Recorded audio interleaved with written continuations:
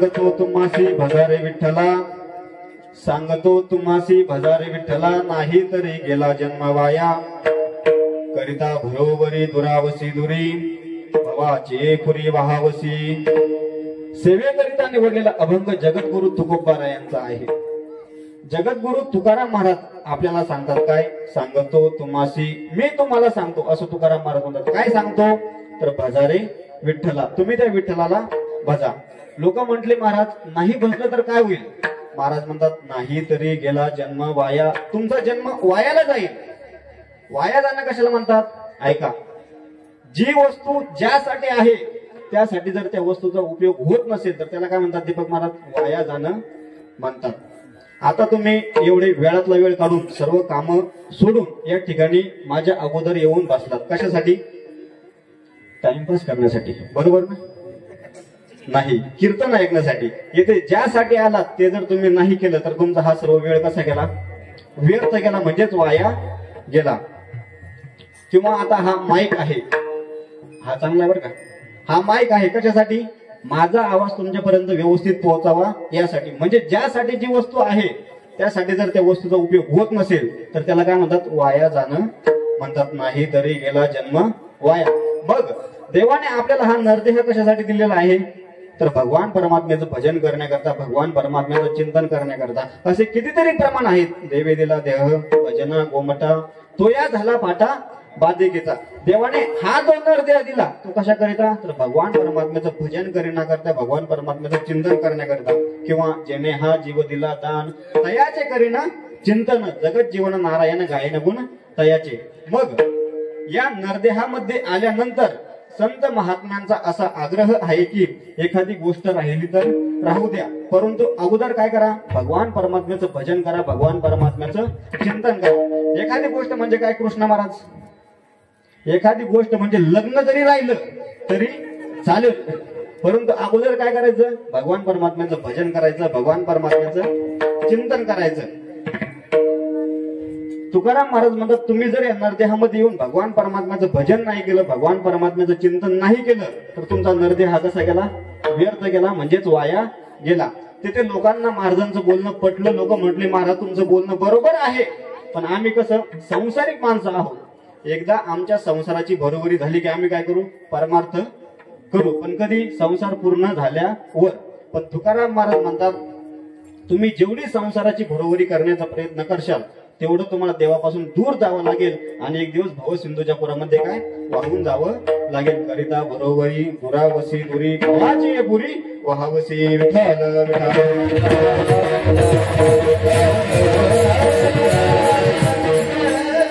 भव सिंधूच्या पुरामध्ये काय तुम्हाला वाहून जावं लागेल.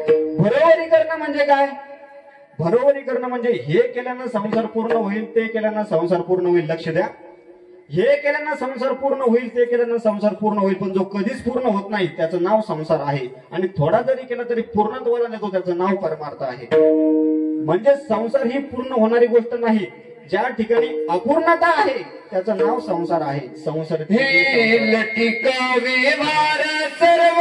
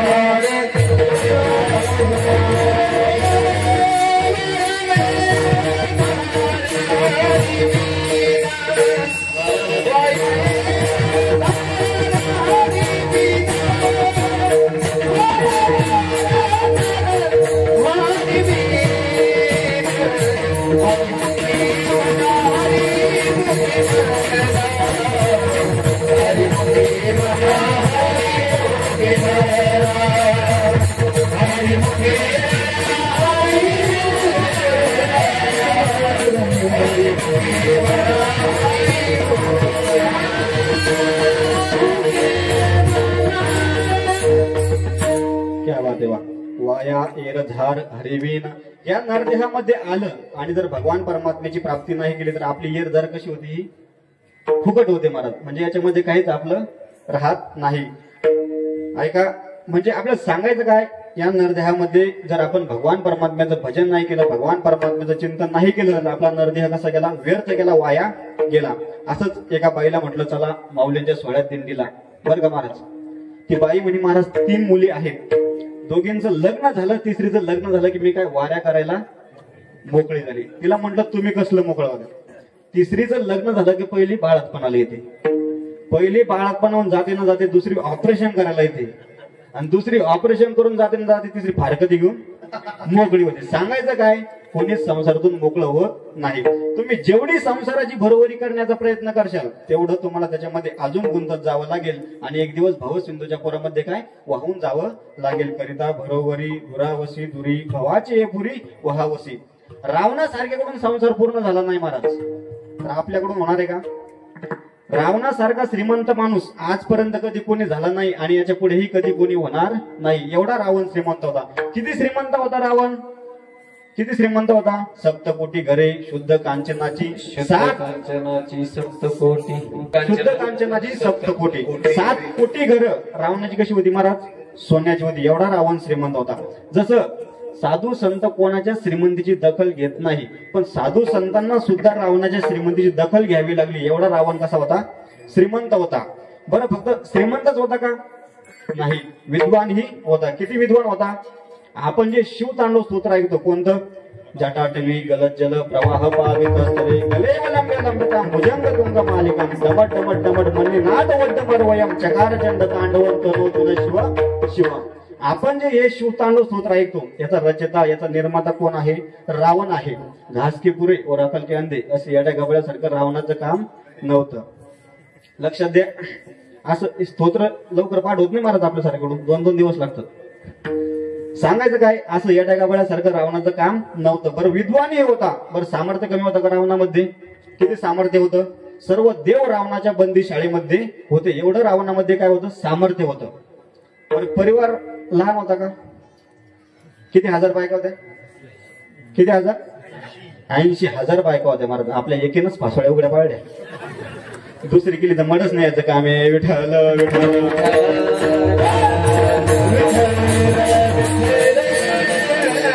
पण ऐका, रावण श्रीमंतही होता, रावण विद्वानही होता, रावण सामर्थ्यवानही होता आणि रावणाचा परिवारही मोठा होता. तरी त्या रावणाच्या संसारातील काही इच्छा होत्या.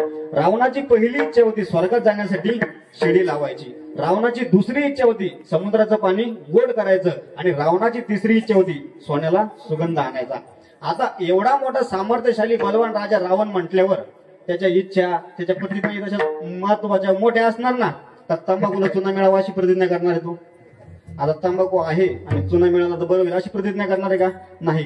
जेवढे श्रेष्ठ मनुष्य असतात तशा त्यांच्या प्रतिज्ञा कशा असतात? मोठ्या असतात, श्रेष्ठ असतात.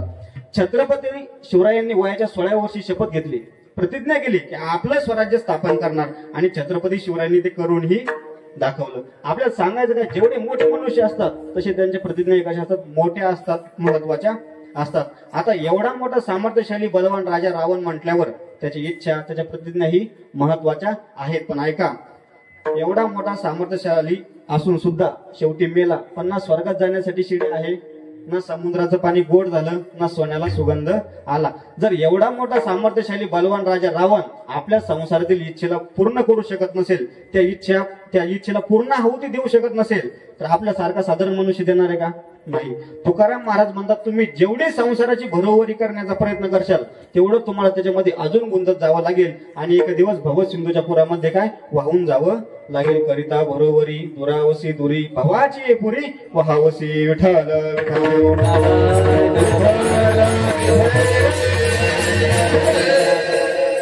भवसिंधूच्या पुरामध्ये काय तुम्हाला वाहून जावं लागेल. आता तुम्ही म्हणशाल महाराज हे भवसिंधूचा पूर हे काय?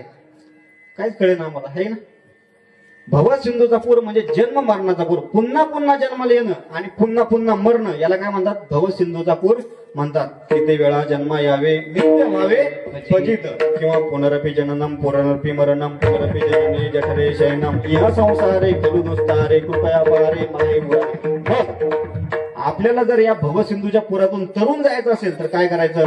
भज गोविंदम भज गोविंदम भज गोविंदम मूड मध्ये त्या भगवान परमात्म्याचं भजन करायचं, त्या भगवान परमात्म्याचं नामस्मरण करायचं. विठ्ठल विठ्ठल.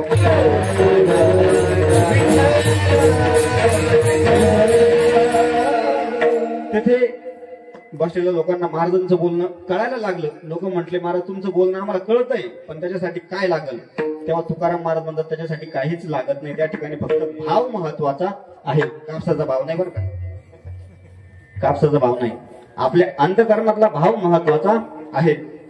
तुकाराम महाराज म्हणतात त्याच्यासाठी काहीच लागत नाही. देवाला जर आपलंसं करून घ्यायचं असेल तर त्या ठिकाणी फक्त भाव महत्वाचा.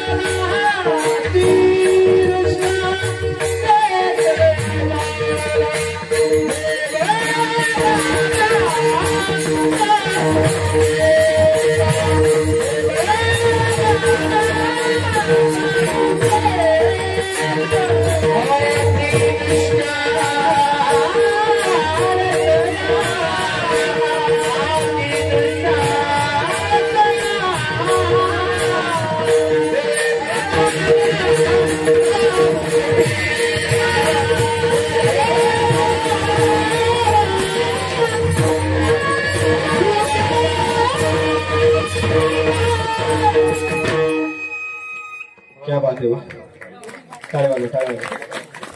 देव भावाचा भुकेला. देवाला जर आपलंसं करून घ्यायचं असेल तर त्या ठिकाणी फक्त भाव महत्वाचा आहे. जे पाठ असेल ते बोलत जा. असं फ्री बसा, मोकळे बसा. असं टेन्शन घेतल्यासारखं बसू नका. असं माना हलवा कमीत कमी.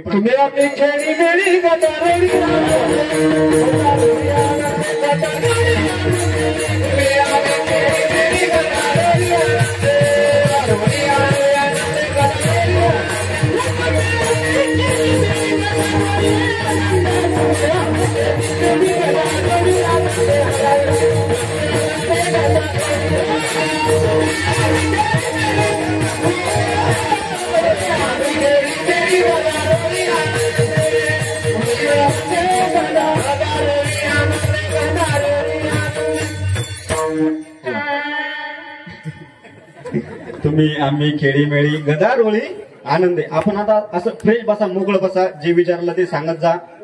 कमीत कमी माना तरी हलवा. आशा है ना.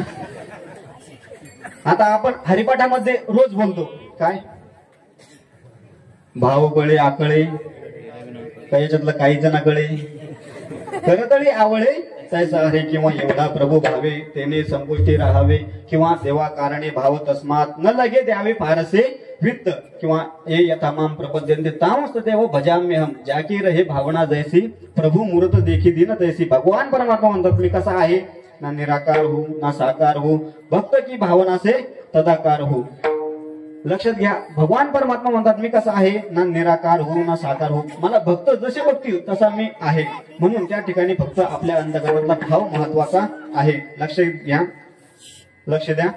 चरण हमें केवल मंदिर तक लेकर जाते हैं, लेकिन आचरण हमें भगवान तक लेकर जाता है. म्हणून आपल्या अंतःकरणातला भाव महत्वाचा आहे, दुसरं काहीच महत्वाचं नाही. आपल्या अंतःकरणातला भाव जर शुद्ध असेल तर देव आपलासा व्हायला वेळ लागत नाही. तुकाराम महाराज म्हणतात त्या ठिकाणी काही न लगे एक भावाची कारण तुका म्हणे आण विठोबाची. तुकाराम महाराज म्हणतात तुम्हाला जर देवाला आपलंसं करून घ्यायचं असेल तर त्या ठिकाणी फक्त भाव महत्वाचा आहे. आणि मी तुम्हाला जे हे सांगतोय हे खोटं वाटू देऊ नका. मी कसं सांगतोय हे, तुका म्हणे आण विठोबाजी.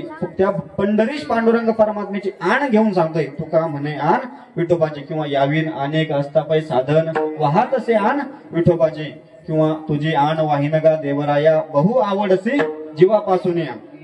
लक्षात घ्या, त्या ठिकाणी फक्त आपल्या अंतकरणातला भाव महत्वाचा आहे. आणि तुकाराम महाराज म्हणतात एवढं सांगूनही याच्यापेक्षा वेगळंच दुसरं काहीतरी करत बसाल तर करिता बरोबरी दुरावसी दुरी भावाची हे पुरी वहावसी असा अभंगाचा माझ्या बुद्धीप्रमाणे सरळ अर्थ आहे. विठ्ठल